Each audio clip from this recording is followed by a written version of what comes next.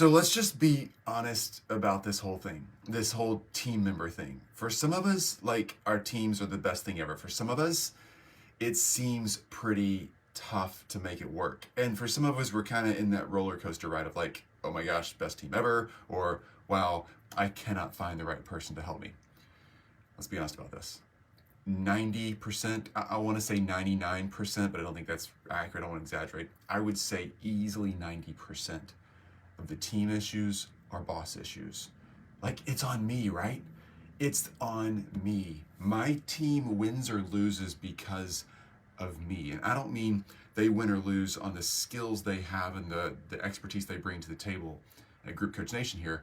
I mean, like, me as a leader, how stable I make the environment, and how much capacity and space I give them to control their own world inside Group Coach Nation. Like, that has such a big impact.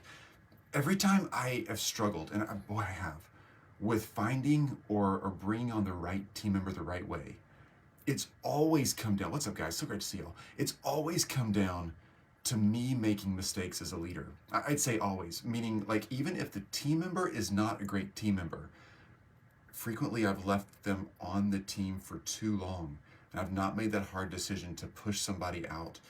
That's still on me, right? We don't always find the right person. You don't always find the best friend you wish you had. You don't always find the right date on the first date. It's just relationships. We don't always find the right team member the first time. But truly, most people we meet in life are pretty nice. Most team members you can hire in are great people, and they want to learn and want to grow and want to accomplish stuff with you. Here's the truth about this. It starts right here. I didn't know that early on. And that was a big thing for me to realize, that I had to look inside, look at me, if I was going to have a great team. And I have an amazing team. Like, all of you guys, I know y'all watch these videos sometimes. It's so embarrassing. I'm sorry you'll have to hear me talk. But all you guys on my team, like, y'all are the best. You know that. Like, you know that. And it's because you're awesome people. And I'm saying this to my team right now, not the rest of you, Group Coach Nation. You guys on my team, if I can get out of your way in any other way, please say so. I think you know this is a safe place to say that. And the rest of you in Group Coach Nation, have that safe place, be that safe boss where your team can raise their hand and say, you know, I wish we were doing it differently. Or the last job I had, we did this way. Or I was just Googling something the other day trying to figure out how to hack the code on something, and I realized this is the way we could be doing it. Like, let your teams know that that's okay. That's really, really good. Really, really good. Particularly, back to my team again, Lila and Zarina, you guys watching. If y'all see something I should be doing different, let me know.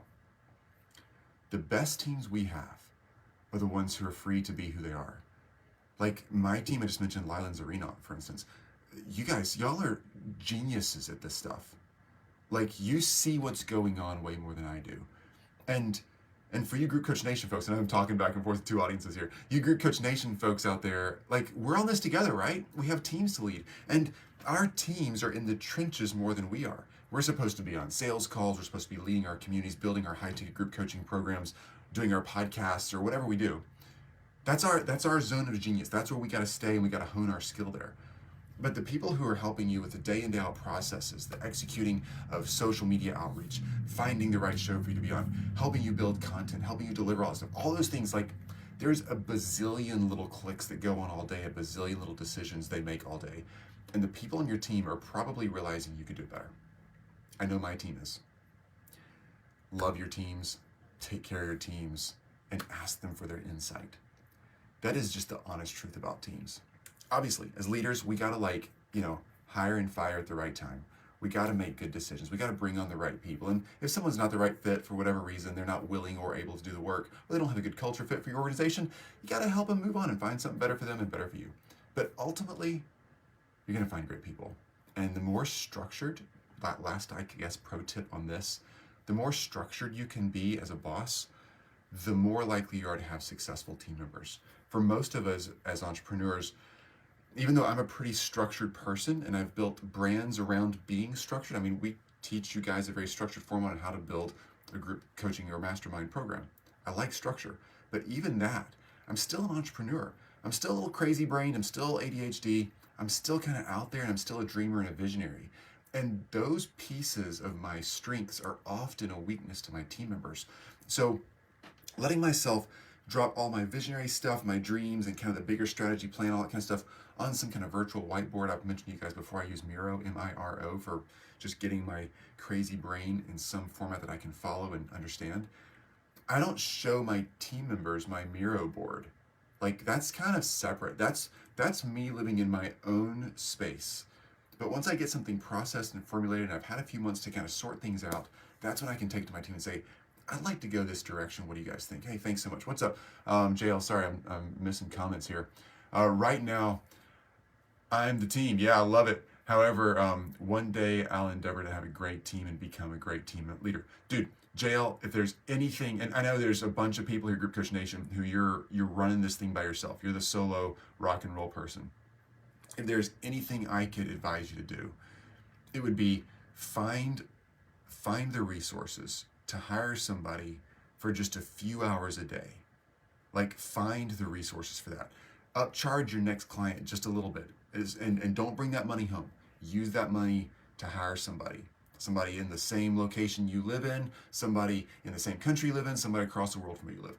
Find somebody who can help you start getting communication and calendaring off of your plate first. That will free up a ton of time. And then all of a sudden, you'll have more time to prospect and sell and do the things, or create whatever it is that you do that your high skill set is for. So going back to structure for a second, JL, thanks for saying that. Going back to structure for a second, being structured and helping our teams see structure. Yeah, you bet, man. You bet. Being structured and helping our teams see structure. What's up, Jesse? See structure in the space that we use, in the space that I live in. I need to be structured for my team, and my team will tell you that I struggle with that. But I'm constantly trying to fit into the structure that we've created as a team, because that frees them to do their job. Me staying out of their way and letting them live their structured lives, that's helpful to them. As an entrepreneur, sometimes I think, oh my gosh, I don't want to be structured. Like, they need to come up and be a visionary. We could all be visionaries, but no, they don't want to be a visionary. If they did, they'd be doing what you want to do. They want to be who they are. So getting out of their way and letting them be structured, me following the SOPs, me following the communication structures, me not texting them over the weekends or at nights. If we're supposed to put a note somewhere, trying to put the note in the right place. If we're supposed to fill in the blanks in our CRM, we have an amazing CRM. I'll use systems, guys, right? We have an amazing CRM that builds and helps us structure this whole mastermind building thing. Me doing my part of that structure right is so important. It helps them execute. Jesse, thank you, Chris. Oh, dude, man, so great to see you, Jesse. Ultimately, folks, you guys got this. We're all geniuses in our own little spot. My team and I are each geniuses in our own spot at Group Coach Nation. And you and your teams are geniuses in your own spots. Like, get awesome at your piece of that and get out of the way of the other people on your team so they can be awesome at what they're awesome at. Yeah, systems work. People fail. Oh, JL, systems work, people fail. You know, JL, here's the truth of that. I totally understand the sentiment. We've all been let down a lot. But ultimately, people are required to help run the systems, right?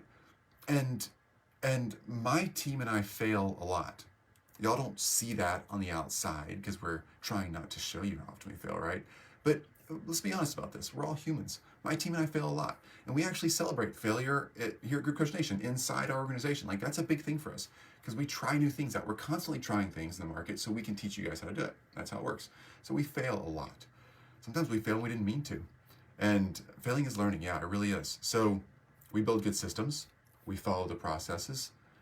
And if we miss the process and we fail, hey, we acknowledge it. Like, okay, what's part of the process we can fix to make that part of the process not be forgotten? You know, there's always ways to fix that. But also just embracing trying new things and failing. My team is constantly trying new things. And I think it's so cool. Like, Lucy on our team. Y'all see Lucy in the group every now and then. She's amazing at the systems and structures she builds and how she leads the system and structure part of Group Coach Nation. Like, it's freaking genius. I love that. But she fails because of that process work. She has to step out and try things, and we're failing by design. Keep failing, right? All right, folks, you guys are all awesome. Do the work, get the results, right? Do the work, get the results. Don't get rich quick. Follow the steps. Follow the steps. Do the work, get the results. Your expertise is needed. You've got what you need in your brain. We just need to get that out to the public. And the way we're showing you guys and talking through prospecting and marketing and getting sales on calls and getting people to buy your high ticket group coaching program and executing that, it works. It works like crazy. We have tons of case studies and testimonies, blah, blah, blah, all the stuff on the website. But ultimately, it comes down to you doing the work to get the results. You got this. All right, ask questions as always. That's why we're here. Can't wait to see you guys again. Do the work, get the results.